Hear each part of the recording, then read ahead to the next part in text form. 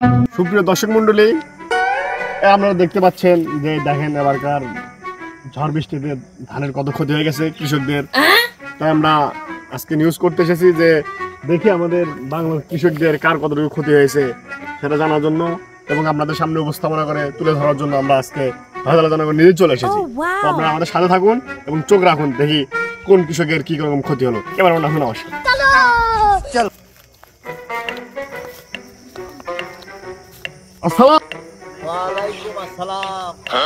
একটু এখানে আসতে পারবেন?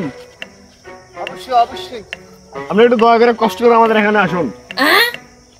আপনারা সবাই আমাদের সাথে থাকুন, দেখুন কাকা কি বলে। ওকে, কি বলবেন বলেন। আসসালামু আলাইকুম। ওয়ালাইকুম আসসালাম। ভালো আছেন?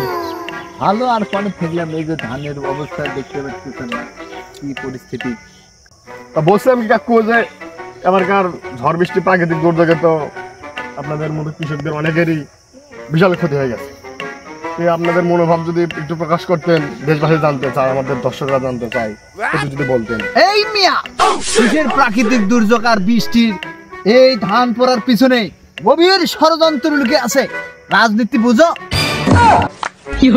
তা কাকা, ধান পড়ার পিছনে আবার রাজনীতি করছিল জানতে চাও আমার এই দেহ?